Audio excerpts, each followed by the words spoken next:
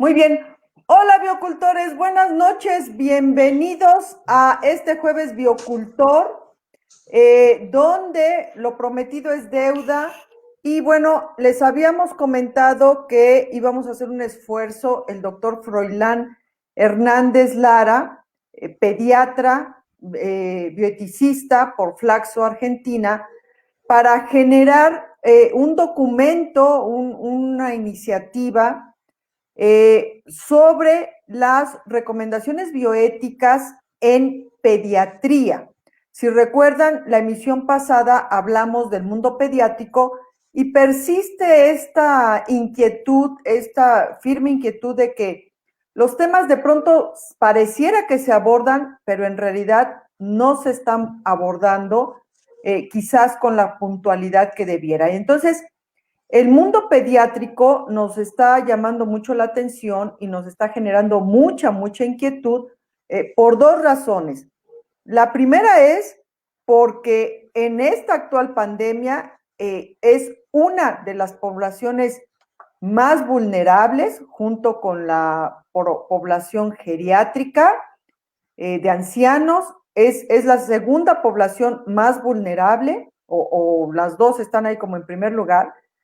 Y dos, por la edad, o sea, estamos hablando de niños, generación alfa, generación Z, nada más por la edad, corren el riesgo de vivir mínimo unas 5 pandemias a lo largo de su vida, de las cuales al menos 2, y confiemos que se queden en 2, tienen el riesgo de que sean igual o peor de grave a la pandemia que estamos viviendo ahorita todavía en gerundio. Entonces, en este sentido, el doctor Hernández y su servidora, pues nos pusimos a trabajar para generar una serie de recomendaciones bioéticas con respecto al mundo pediátrico. Me voy a permitir darle la bienvenida al doctor Hernández y les voy a explicar a continuación por qué deben ser recomendaciones bioéticas y no solo recomendaciones médicas. Doctor Froilán Hernández, Freud para los amigos, buenas noches, bienvenido. Buenas noches, doctora. Buenas noches a todos los que nos escuchan. Un placer, como siempre, estar esta noche aquí con usted y tratar de reflexionar y llegar a acuerdos bioéticos que nos ayuden a ser mejores personas y ser mejores profesionistas. Gracias, Freud, bienvenido. Bien, pues, Freud, vamos a ver este tema que a mí sí me causa especial inquietud y que seguramente a ti también, de los niños ante la pandemia. Entonces, el día de hoy vamos a atender una serie de recomendaciones bioéticas dirigidas especialmente a las niñas y los niños en este entorno o en esta situación de pandemia. Y les decía que les iba a explicar por qué deben ser recomendaciones bioéticas y no solo recomendaciones médicas, porque me parece que ese es uno de los errores en estrategia de enfatizar solo lo médico sin ver que lo médico puede no tener un éxito adecuado si no se tienen otras herramientas extramédicas, pero que ayudan muchísimo a que lo médico sí cuaje. Uno de ellos, entonces, para que una recomendación sí califique como una recomendación bioética, debe observar al menos tres ejes interdisciplinares o de forma interdisciplinar. Uno de ellos, el obligado, a fuerza el obligado, es el ético, el eje ético. O sea, si no hay eje ético, pues como que no es bioética. Y el doctor Froilán y su servidora decidimos agregar otros dos ejes que nos parecen capitales en esta conformación de la recomendación ética. El eje médico, por supuesto, y el eje social. Y aquí entender que el eje médico, el doctor Froilán les va a presentar ahorita qué, digamos, como qué ajustes y qué ajustes conceptuales y en sentido pragmático deben tener estas medidas de autocuidado ya divulgadas a todo lo ancho y lo largo, entonces no nos vamos a entretener mucho en eso, sino en qué ajustes deben tener estas medidas de autocuidado en el eje médico para que realmente sean de mayor beneficio para la población pediátrica, que es la población de nuestro interés en este momento. Y con respecto al eje ético y al eje social, vamos a tener otras 2 emisiones. Esta considérenla como parte 1, primera parte, y en la parte 2, en la segunda parte, vamos a atender el eje ético, que será la próxima, dentro de 15 días, porque antes se nos atraviesa otro jueves biocultor. Y la tercera parte será lo del eje social, para que de esta forma tengamos pues un vislumbre más amplio de cómo inculcarle a las niñas y a los niños estas recomendaciones bioéticas para que simplemente, aunque parezca mentira, prepararlos no solo porque ahorita están en confinamiento, no solo cuando ya sean expuestos otra vez al exterior, sino y sobre todo, que es mi particular inquietud, para sobrevivir a todas las demás pandemias que vayan a enfrentar en su vida. Porque es un pensamiento un poco ingenuo pensar que solo van a vivir esta. Los niños, por pura edad, están condenados a vivir una serie de pandemias, que digo, estoy diciendo 5 así de forma intuitiva, y confiemos en que se queden en 5, porque no sea un número mucho más grave. Pero aquí también, aunque en el mundo pediátrico y en cualquier mundo suena un poco golpeador, pero entender que en la actual pandemia y en cualquier pandemia solo va a haber 2 grupos y solo 2, no hay grupo C ni todos los anteriores ni ninguno de los anteriores, solo va a haber A y B. A es el de los sobrevivientes y B es el de los no sobrevivientes. Son los únicos grupos que al final pueden ser identificados en cualquier pandemia. Y este esfuerzo que estamos haciendo, este ejercicio intelectual que el doctor Froilán y yo estamos haciendo para ofrecer estas recomendaciones bioéticas, pues por supuesto van encaminadas a poder preparar a estos chiquitines para que formen parte en presente y en futuro del grupo A, es decir, del grupo de los sobrevivientes. Entonces, pues aquí estamos, biocultores, ofreciéndoles pues nuestro mejor esfuerzo. Por supuesto, bienvenida a las retroalimentaciones, porque digo, tampoco es que 2 cabezas cubran al mundo, pero sí, créanme, hemos estado trabajando mucho en esto para poderles ofrecer pues el mayor y mejor producto que nuestras cabezas e intelectualidad pueden dar, para de esta forma también ayudarles a ustedes como profesionales de la salud, como pediatras en especial, como padres y madres de familia, para cómo ayudar a estas generaciones que pues van a ser nuestros herederos, van a ser nuestros sucesores históricos, a simple y sencillamente, que parece muy sencillo y muy simple, pero no lo es, ser sobrevivientes de esta pandemia y de cualquier otra que se les atraviese. Froilán, pues una vez dicho esto, y bueno, antes de otorgarte la palabra, pues gracias a todos los que se están aquí agregando, que nos están viendo, y permítanme también, antes que nada, expresarle un particular agradecimiento a los primeros biocultines que ya tenemos, los bautizamos así por su edad, los primeros biocultines.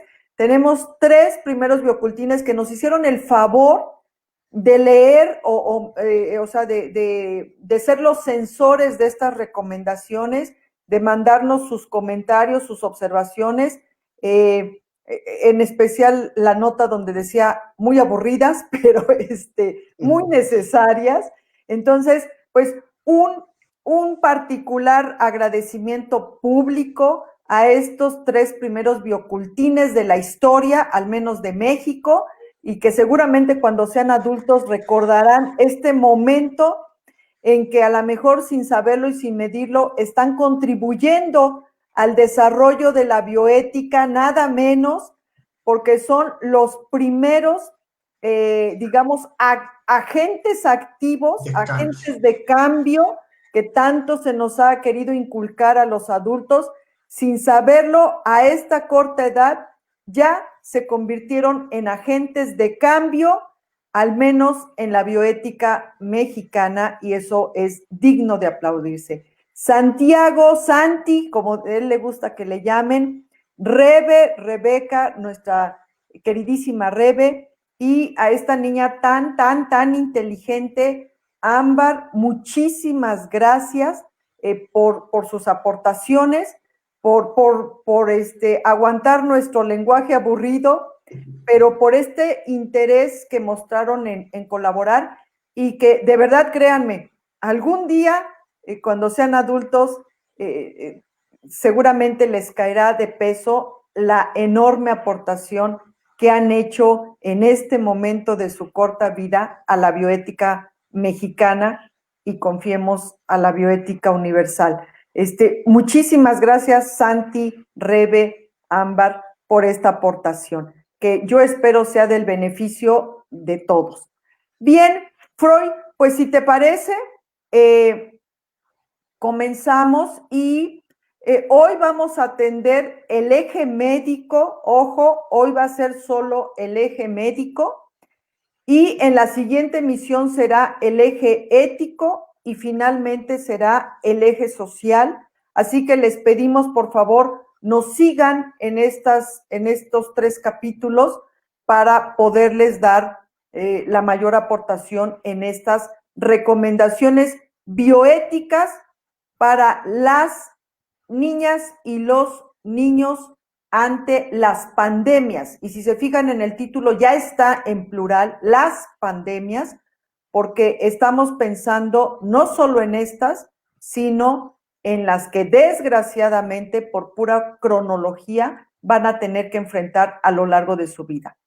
Freud, adelante, por favor. Pues muchas gracias, doctora. Nada más para terminar de enfatizar, platicábamos que es muy importante hacer este tipo de recomendaciones dirigida particularmente a la población pediátrica, porque justamente ellos van a ser el futuro en nuestras vidas, en nuestro país, en nuestro mundo.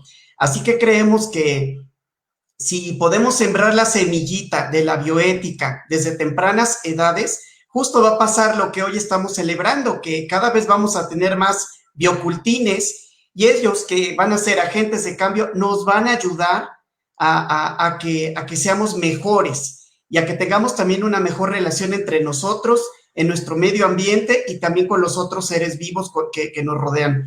Así que bueno, sí, también me congratulo mucho de ser testigo y partícipe de estas actividades, que por supuesto además son bastante interesantes. Pues bien, entonces, atendiendo el aspecto médico, si bien, como comentaba la doctora Netza, no pretendemos ser tan puntuales o tan detallistas con todos los aspectos, porque finalmente los podemos consultar. Muchos hemos tenido acceso a diversas fuentes de información, en donde se nos especifican 3 puntos muy importantes que aquí vamos a rescatar. Uno, el lavado de manos, que está por mucho demostrado que es una herramienta muy útil para combatir las pandemias, no solamente esta que nos aqueja en la actualidad, sino cualquiera. Tiene que ver con aspectos de higiene, por supuesto. También yo creo que hay que rescatar el uso adecuado del cubrebocas desde tempranas edades. Entonces vamos a platicar también esos aspectos, que es primordial hacerlo. Y por ahí también tenemos que tocar el aseo oral, ¿no? El lavado de dientes, que de repente también pues muchas veces no lo consideramos, lo menospreciamos o nos acordamos ya cuando incluso la persona ya está teniendo problemas bucales y pues córrele al dentista para que nos ayude. Entonces, también es una forma de autocuidado el preservar la salud bucal. Así que pues también vamos a hablar de estos aspectos. Pues bien, en cuanto al lavado de manos, podemos hacer un repaso breve, si quieren, de cuáles son los pasos que hay que seguir, pero me parece que lo más interesante es saber inculcarles a los niños cuáles son los momentos adecuados para realizar el aseo de manos. Pero ojo, entendiéndose aseo de manos con técnica, ¿sí? Porque cualquiera puede decir, bueno, es que ¿por qué tanto escándalo? ¿Por qué tanta insistencia con el aseo de manos? Si yo me lavo las manos desde hace mucho tiempo.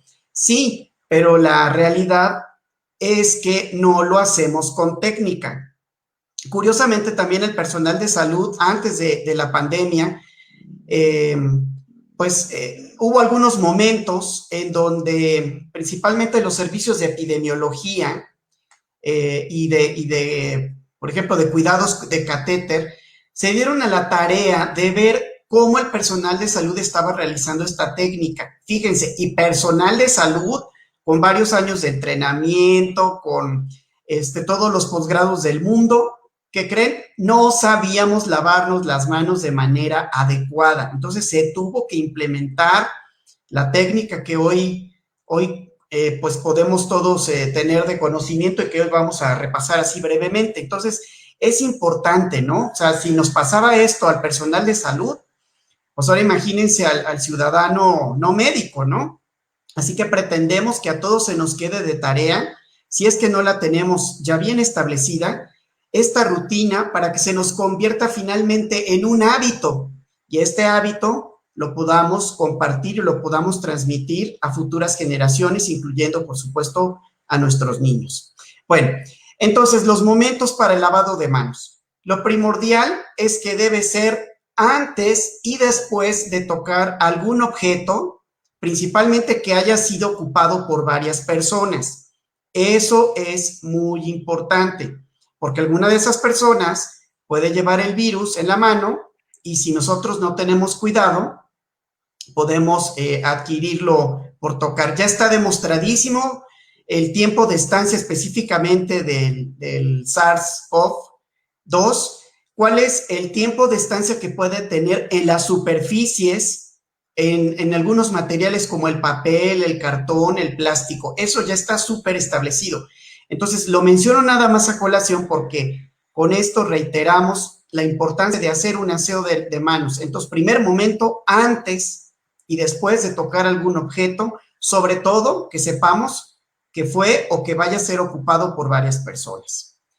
Otro momento es el que ya todos conocemos, antes de comer, pero por supuesto también se recomienda ahora después de comer, ¿verdad?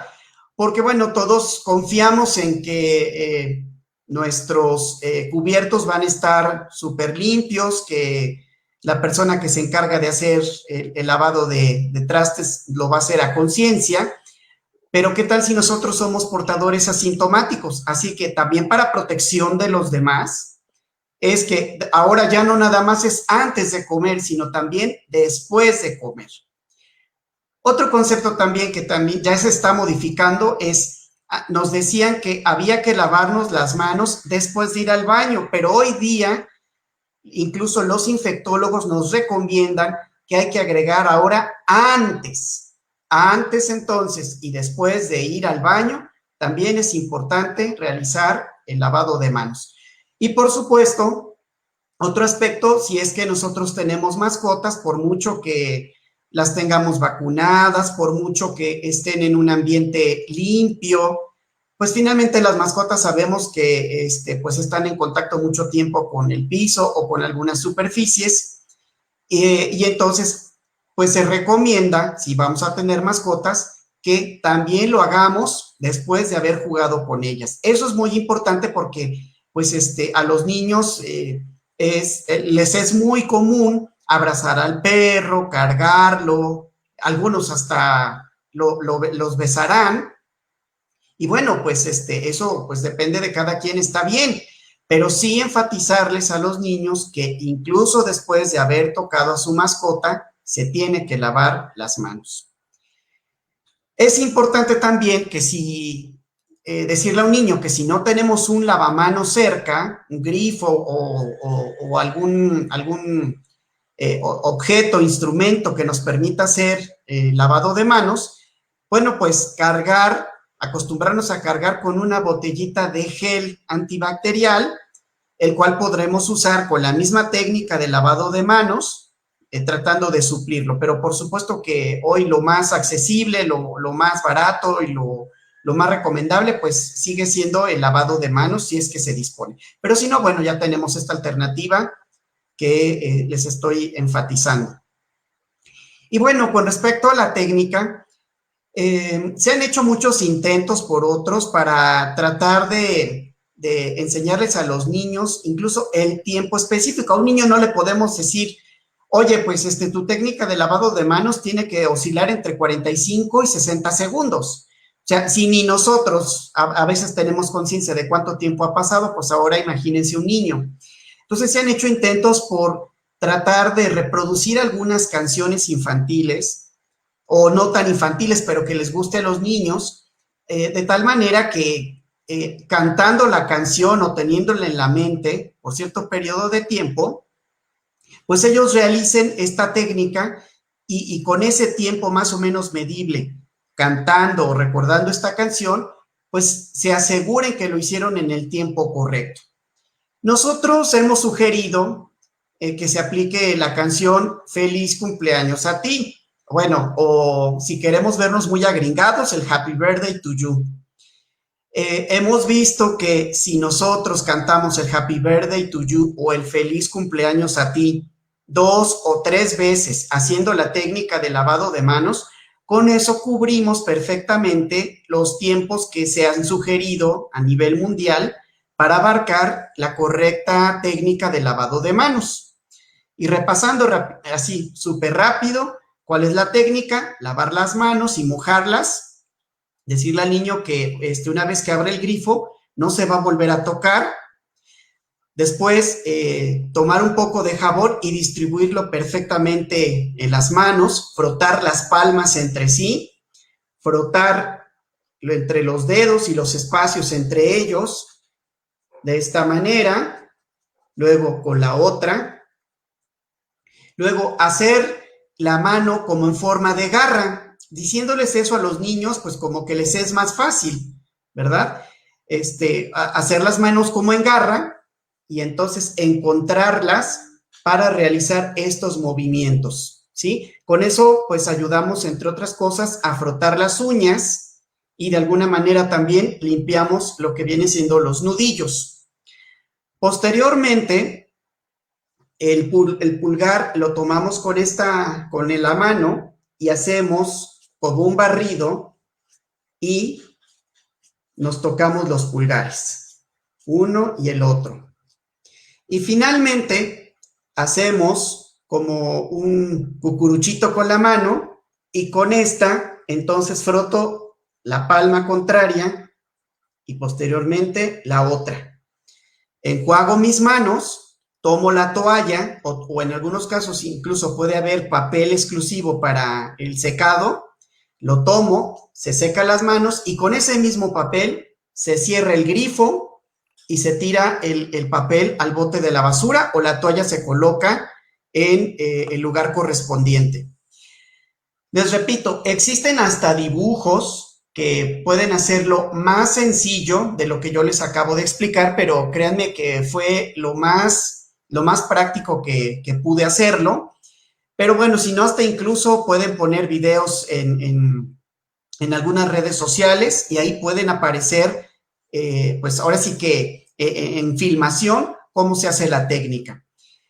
Y bueno, lo importante de esto es que nosotros debemos contribuir a enseñarle al niño, pero no es nada más enseñarle una vez y bueno, pues que te vaya bien, no, sino precisamente para que se convierta en un hábito, hacerlo continuamente. Entonces, bueno, eso va a implicar cierto compromiso de nosotros como adultos con los menores, pero finalmente, pues también tenemos esa tarea y tenemos esa responsabilidad con ellos. Así que estas cosas las vamos a tener que estar haciendo al principio, pues como que más seguido. Ya que veamos que él lo empieza a hacer de manera independiente, bueno, pues entonces ya los podremos ir dejando un poco más en libertad y cuando menos cuenta nos demos, eso ya se les convirtió en un hábito. Y miren, yo les voy a decir, porque incluso desde mi perspectiva como pediatra lo he corroborado. Si a un niño estas cosas se las convertimos en un hábito, él mismo como agente de cambio se convierte precisamente en supervisor, no solamente de sus compañeritos o de los niños de su edad, sino incluso hasta de los adultos. Y qué pena nos da más a los adultos que un niño nos diga, oiga doctor, las manos no se lavan de esa manera. Oiga doctor, se le olvidó en la técnica lavarse bien el pulgar, ¿no? Entonces es sorprendente y de ahí que también nosotros tenemos la esperanza de que inculcando estas cosas, los niños precisamente a futuro nos ayuden a ser promotores de salud, a ser biocultines finalmente. Entonces, bueno, tenemos esa responsabilidad. Quisiéramos decir que, pues, en este caso, un servidor y la doctora Netza tendríamos que ser los principales responsables de transmitir esto, pero ¿qué creen? No, necesitamos mucho de la ayuda de todos ustedes, biocultores y todos los adultos, para que nos ayuden precisamente a transmitir esta información a los menores. Entonces, bueno, miren, esto es con respecto al lavado de manos. No sé si hacemos algún comentario, doctora, antes de continuar con los otros aspectos. Sí, sí, Freud, gracias. Yo enfatizaría solo aspectos más de cuestión de cómo se construye un hábito. O sea, aquí entender que un hábito, y digo, cualquiera que haya tomado el hábito de ir al gimnasio o de cuidar su dieta o de lo que sea, pues yo creo que tiene una conciencia muy grande de lo que cuesta y sobre todo del tiempo. Entender que un hábito para que ya se deje de estar censando como algo externo a uno, mínimo son 2 meses. O sea, 2 meses de una práctica continua. Entender que el hábito es la suma de un acto que se repite constantemente, se repite de forma frecuente. Y la suma de hábitos es lo que da origen a patrones de conducta. Entonces, aquí el punto es que esos hábitos, una vez que se forman patrones de conducta, ya se establecen en automático, o sea, ya se generan en automático, ya la gente no tiene ni que estar cantando el Happy Verde, ni estar consciente si lo está haciendo bien o no, porque ya lo tiene interiorizado, entonces lo va a hacer en automático. Y efectivamente, el niño va a censar cuando alguien lo está haciendo mal o cuando alguien no lo está haciendo. Pero también entender que no es una cosa de que le demos, por ejemplo, una caricatura o un paper al niño y lo lea y ya se le quedó. Claro. Sino que de ahí la importancia de lo que dijiste hace un rato. Nos estamos dirigiendo a los adultos porque va a ser imposible que un niño por sí solo adquiera el hábito a leer un documento y lo convierta en patrón de conducta. Obligadamente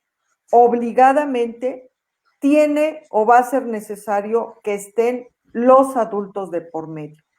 Y entonces, si el propio adulto no tiene el interés en desarrollar este hábito, pues miren, aquí palabras más, palabras menos, pero entender que si un niño no está preparado con estas medidas básicas, más las que vamos a ver en los otros 2 capítulos, para contender con esta pandemia y con las que sigan, gran parte de esa responsabilidad de no estar preparado para eso es de los adultos que tiene cerca, o sea, de sus responsables legales. Entonces, de ahí la necesidad que de verdad tomemos conciencia ética de qué nos corresponde para poder atender a nuestros niños con todas estas herramientas y qué le toca a cada quien para ofrecerle la mejor oportunidad de convertirse en un sobreviviente. Entonces, por ahí no desesperarse, entender que los tiempos son largos, de 1 mes, 2 meses, para poderlo convertir en hábito y eventualmente en patrón de conducta. Y el otro punto que quiero recalcar es esta situación de cómo estos principios de autocuidado, o sea, cómo estas medidas de autocuidado tienen que irse ajustando, o sea, no pueden ser tan rígidas, sobre todo en los niños, pero también entender que si hacemos caso a lo que la psicología nos ha enseñado, que los mejores años de aprendizaje para los niños son los primeros 8 años de edad. Es cuando el cerebro está más maleable, cuando el niño es una esponjita que absorbe todo muchísimo más rápido, donde los tiempos se pueden acortar y en lugar de tardarte 1 mes, 2 meses, en un par de semanas el niño ya lo pescó. Entonces, entender que los primeros 8 años de edad son los más cruciales para inculcar hábitos como estos que estamos platicando y que les van a impactar lo que les reste de vida. No significa que un niño de 8 años ya no sea capaz de aprender o mayores de 8 años ya no sea capaz de aprender, pero sí ya el psique está más definido, el carácter, la personalidad empieza ya a manifestarse y cuesta un poquito más de trabajo porque hay más rebeldones, pero enfatizar esto de las edades. De ahí la importancia que entre más temprana sea la edad, más oportunidad tenemos. Y entonces, pues, aprovecharlo, biocultores, aprovecharlo porque lo que va de por medio en un momento capital determinante puede ser nada menos que la sobrevida de nuestros biocultines. Y ahí es donde, pues, el discurso toma otro tono. Muchísimas gracias. Al final vamos a dar unos minutitos para atender los comentarios que nos están haciendo con muchísimo gusto. Adelante, Freud, con la siguiente medida, por favor. Claro que sí, doctora. Y pues también ir, junto con estos hábitos, irles inculcando a los niños la importancia de hacerlo, ¿no? Porque también los niños, aunque los veamos inocentes, los veamos inmaduros, finalmente también son inteligentes. Y si uno les explica los motivos por los cuales pretendemos enseñarles estas cuestiones de autocuidado, pues el niño lo va a asumir, lo va a entender, lo va a apropiar para su propia vida, aunque creamos nosotros que no, porque quizá pensamos que el niño se la vive en un mundo de sueños, en un mundo de magia. No, los niños sí son inteligentes y los niños, si uno les explica en sus términos, de la manera que nosotros ya sabemos, el niño puede adquirir ese razonamiento y hacer lo propio, y eso pues también es tarea de nosotros. Bueno, el siguiente aspecto entonces es el cubrebocas. Bueno, es una situación que también se ha extendido como efectiva para el control de los contagios, sobre todo por el coronavirus, pero pues sabemos que nos puede ayudar también para cualquier otro tipo de enfermedades. Ahora con el coronavirus me parece que se tomó con más fuerza el impacto hacia los menores, hacia los pequeños. Entonces, de ahí que, bueno, vale la pena que también a ellos se les enseñe qué es, cómo se debe usar, para qué se debe usar y la forma correcta de hacerlo. Tenemos que entender que para ellos puede ser molesto al principio. Si para nosotros lo es, en algunas circunstancias, sobre todo si estamos influidos por el clima, que hace mucho calor, etcétera, o cuántas veces hemos escuchado quejas de propios y de ajenos que es que no puedo respirar bien. Bueno, finalmente porque no estamos acostumbrados. Ahora imagínense un pequeño. Entonces sí, comprenderlos, que al principio puede ser molesto, pero que hay que hacerles entender que es importante que se vayan acostumbrando a utilizarlo, porque bueno, no tardará el momento en el que se tengan que reactivar todas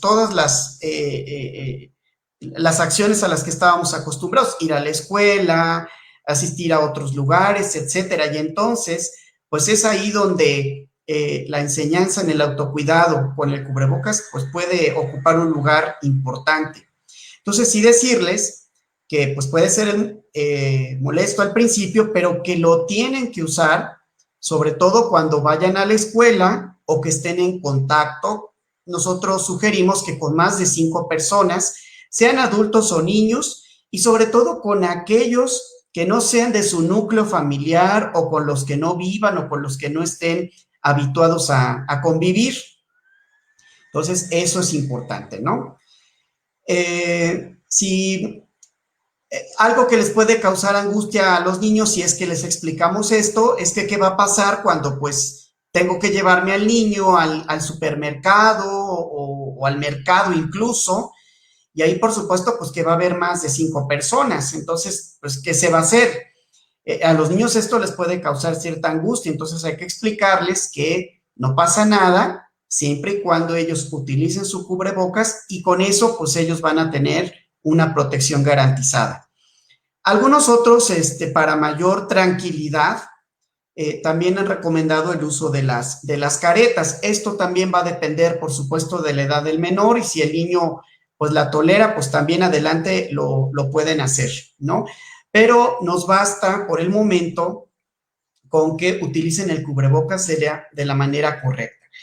Y miren, tan solo con la palabra, si les explicamos esto a los niños, que precisamente se llama así el dispositivo, porque tapa la boca, pero también hay que enfatizarles que debe tapar la nariz, ¿sí? De nada sirve que nada más tengan cubierta la boca y la nariz esté libre, porque por la nariz pueden adquirir el virus, o ellos mismos pueden a través de esta pues contagiar a los que los rodean. Entonces, eso también importantísimo, que les cubra la boca, pero también la nariz. Y ahí sí tenemos responsabilidad de los adultos. ¿Cuántas personas no hemos visto en la calle que pues hasta cuando uno les dice, oiga, su cubrebocas, pues ¿qué? ¿Lo traigo puesto? Pues sí, lo traen puesto, pero el cubrebocas está aquí en la barba y ellos hablando por teléfono. Entonces, además de que pues con la piel de la barba se está contaminando el interior del cubrebocas, pues sabemos que eso por supuesto no les está confiriendo absolutamente nada de protección. Y si no tenemos nosotros cuidado como adultos en fomentarlo, pues los niños nos van a imitar y van a decir, bueno, pues si mi papá lo hace, entonces ¿para qué me están dice y dice que me cubre la nariz si veo que mi papá no lo hace y pues no pasa nada? Entonces, he ahí la importancia y la responsabilidad que tenemos, ¿no? Entonces, una vez que les enseñemos cómo poner el cubrebocas, que lo principal es que no se toque el interior del mismo. Todos los cubrebocas tienen dispositivos, ya sea que se coloquen atrás de las orejas, ya con elásticos preestablecidos. Algunos se tienen que anudar, dependiendo el que nosotros tengamos a la mano y el que dispongamos, pero sí enseñarles que no se toque el interior del cubrebocas. Y una vez colocado, algunos tienen hasta un dispositivo especial de un metal maleable que se puede presionar con ambos dedos para ajustarlo perfectamente a la nariz y que no corra el peligro de estarse moviendo, de estarse corriendo, y que pues el niño tenga que estárselo acomodando a cada rato, porque eso también es importante. Una vez que está colocado de manera correcta, lo importante es decirles o estarlo supervisando de que no lo estén tocando a cada rato, ni lo estén quitando de la posición correcta, que es la que hemos referido hasta estos momentos. Y una vez que, otra vez, haciéndolo con varias repeticiones, a fuerza de irlo creando como un hábito, pues sí, decirles que cuando vean que una persona no lo está portando de la manera correcta, sea adulto o sea niño, de manera educada, de manera gentil, pues les haga la observación y los corrija en ese momento, porque precisamente él va a adquirir también ese carácter ético, desde etapas tempranas lo puede también ir forjando, y por supuesto que amparado de eso, claro que va a tener toda la autoridad para corregir a cualquiera que no lo esté haciendo de manera correcta. Bueno, entonces, ¿qué es lo que hay que hacer? Para que les cueste menos trabajo, pues sí, papás o cuidadores, pues ahí sí tenemos una gran tarea. Y pues lo que vamos a tener que hacer es darles a los menores todos los días un cubrebocas para que vayan practicando. Luego dicen, no, pero es que pues si el niño no va a salir, ¿para qué le voy a dar un cubrebocas? De acuerdo, pero acuérdense que vamos a fomentar un hábito. Entonces, vamos a tener la tarea de proporcionarles un cubrebocas y enseñarles nuevamente la forma de colocación y que se estén un ratito en la casa, aunque no vayan a salir, pero que estén un rato en la casa con el cubrebocas. Al principio, pues el que nunca ha usado posiblemente no dure más de 20 minutos con el cubrebocas puesto. Pero bueno, créanme que va a ser ganancia. A fuerza de que los acostumbremos al uso diario y continuo, créanme que el niño se va a habituar y lo va a hacer y le va a costar menos trabajo. Esto es bien importante y ojalá lo hagamos desde ahorita, porque si van a regresar a las escuelas y van a regresar a lugares donde hay muchos niños o muchas personas, bueno, por lo menos ellos ya llevan la base de que sí tienen que usarlo de manera correcta y les va a costar menos trabajo su empleo aún en estos espacios. Entonces, bueno, ahí tenemos esta tarea. Y bueno, otra, ¿no? Que tiene que ver con el uso del cubrebocas. Oiga, ¿y puedo jugar con los demás niños? Claro que sí puede jugar con los otros, siempre y cuando utilicen su cubrebocas. Habrá niños que a lo mejor jueguen un partido de fútbol y pues como tienen que correr, patear el balón, atravesar la cancha, pues de repente sí pueden tener una cierta incomodidad con el cubrebocas, pero justo pues hay que decirles pues que se tienen que habituar y entre menos se lo toquen es mucho mejor para ellos. Entonces pues tendríamos que estar al pendiente e irles enseñando que si detectan que alguno de sus compañeritos empieza a toser, empieza a estornudar mucho o empieza a decir que tiene dolor en su cuerpo, en el abdomen, o ellos mismos observan que los ojos se les empiezan a tornar rojos o la mirada triste, bueno, pues que ellos les proporcionen un cubrebocas a esos compañeros que están detectando y que por supuesto le avisen a algún adulto, no por chismosos, sino pues porque también al estarse convirtiendo en agentes éticos de cambio, están contribuyendo a que un menor que pues puede encontrarse en problemas o con cierta afección, pues pueda ser atendido incluso de manera oportuna, pero además fomentamos que se protejan todos los demás que rodean a ese pequeño. Entonces, eso también, si les enseñamos que es lo correcto, por supuesto que desde ahí ya les podríamos estar enseñando que eso es convertirse precisamente en un biocultín, es decir, que están haciendo las cosas tan simplemente con esas acciones, están haciendo las cosas de manera correcta y sin querer se están convirtiendo en una persona ética desde ese momento, porque justo están haciendo lo correcto. Muy bien, Freud, muy bien. Yo agregaría un par de cosas.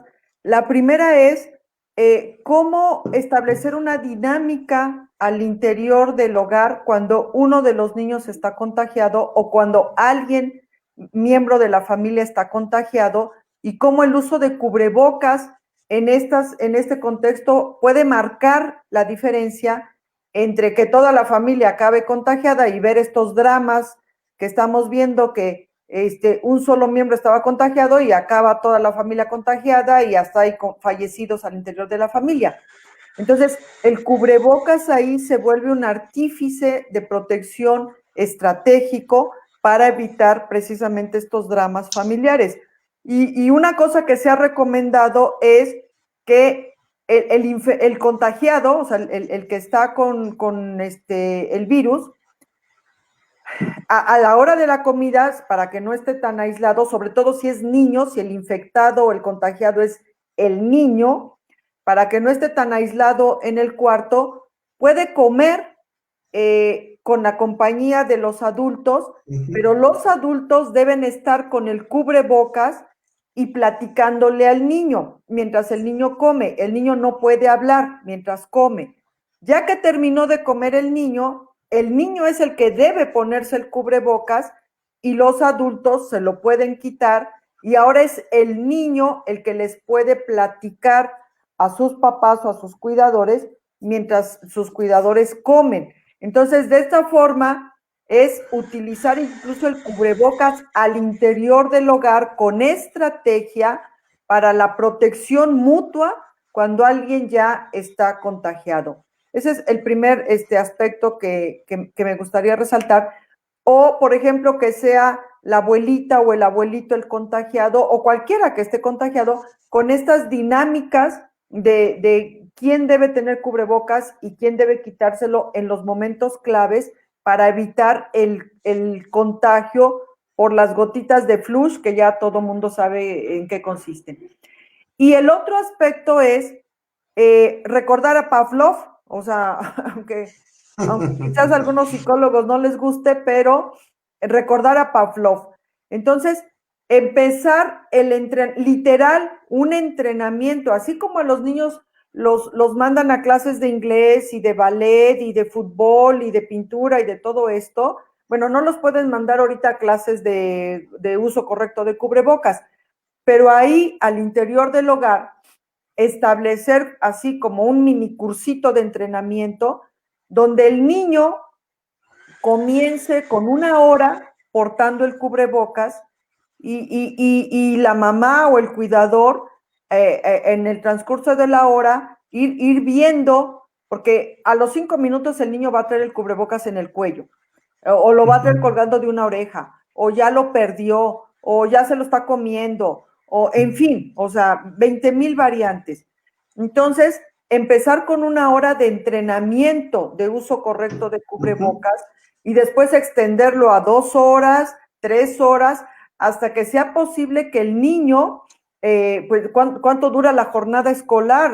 5 horas, 6 horas, no sé. Entre 6 y 8 horas más o menos. Entre 6 y 8 horas, hasta que el niño sea capaz de tener el cubrebocas 6, 8 horas, que es la jornada escolar normal, y también con esta dinámica, porque ¿cómo van a comer el almuerzo los niños en la escuela? O sea, los niños llevan su lunch, están acostumbrados a comer a media mañana o en el recreo, y entonces ahí es el momento crítico de posibilidad de contagio con algún portador asintomático, y entonces ahí, bueno, los docentes, los padres de familia, las juntas de padres de familia, las sociedades de padres de familia, pueden hacer esta recomendación a las escuelas de estas dinámicas de grupos de niñitos, no más de 10 niños, o sea, que no convivan más de 10 niños, pero con esta dinámica ahora sí que están en círculo, entonces los dos opuestos se pueden quitar el cubrebocas, los dos opuestos se pueden quitar el cubrebocas, comen su lunch, los otros están con cubrebocas puesto y después se invierten. De tal forma que los que tienen cubrebocas puesto pueden estar platicando, los otros comiendo, después se invierte el papel. Ahorita suena quizás muy embrollado, muy, como muy, se considere como difícil, pero más difícil, mis queridos biocultores, mucho más difícil es visitar a un niño en UCIN, es no poder atravesar la puerta de un hospital para visitar a un niño en UCIN. Eso es muchísimo más difícil que ponerle ahorita corazón, esfuerzo y compromiso y creatividad para crear estas dinámicas de grupo de protección en este momento nuestra población de interés son los niños. Entonces, para que no se merme el juego infantil, para que no se merme la convivencia infantil, el momento del lunch, que era pues un momento de mucho constructo social, pero con el uso estratégico de cubrebocas, que eventualmente nos va a traer como consecuencia lazos de solidaridad, de cuidado mutuo, de responsabilidad entre los niños y de constructo social, o sea, de convivencia social, que para los niños pues forma parte de su desarrollo del psique vital. Entonces, por más embrollado que se sienta ahorita, por más complicado que se sienta ahorita, pues Pavlov nos demostró que sí somos capaces de adquirir hábitos, y en este caso las recomendaciones que hoy les presentamos es para construir hábitos de protección mediante el lavado de manos y el cubrebocas, que son quizás los dos elementos del autocuidado que mayor peso tienen. En la siguiente emisión vamos a ver cómo desde el punto de vista bioético se amplía este concepto de autocuidado y abarca otros ámbitos más allá de los médicos. Así que les pedimos, biocultores, por favor, no se pierdan la segunda emisión. Y con respecto a quien nos comenta de que aquí entraría la filosofía para niños, justo cuando veamos el eje ético, que va a ser en la siguiente emisión, precisamente en la parte 2, ahí es donde vamos a atender el eje ético. Efectivamente vamos a ver qué nociones de la ética, más que de la filosofía, de la ética en específico, se tienen que tomar en cuenta, se tienen que abrevar para hacer que los biocultines no solo sean agentes de cambio, que es así como que el objetivo más prominente, sino al menos a tono personal, y yo creo que Froilán comparte este sentimiento, y yo creo que todos ustedes, creo que el objetivo primario es convertirlos en sobrevivientes de esta pandemia y de todas las que se les atraviesen en su vida futura, como jóvenes y como adultos y como ancianos. Creo que esa es la prioridad en este momento.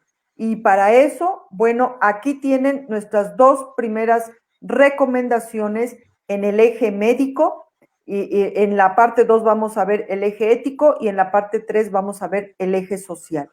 Biocultores, muchísimas gracias como siempre por acompañarnos, por seguirnos. Nos vemos en la siguiente. Muchas gracias, Freud, por tu aportación, como siempre, valiosísima, siempre brillante. Y pues no se pierdan el próximo jueves Biocultor con respecto a esta cuestión de recomendaciones bioéticas para las niñas y los niños ante las pandemias. Muchas gracias, biocultores. Buenas noches y nos vemos hasta la próxima. Y muchas gracias a nuestros 3 biocultines por su extraordinaria aportación. Y recuerden, por el bienestar de todos, cultivemos bioética. Nos vemos hasta la siguiente. Gracias. Buenas noches. Gracias, Freud. Hasta luego.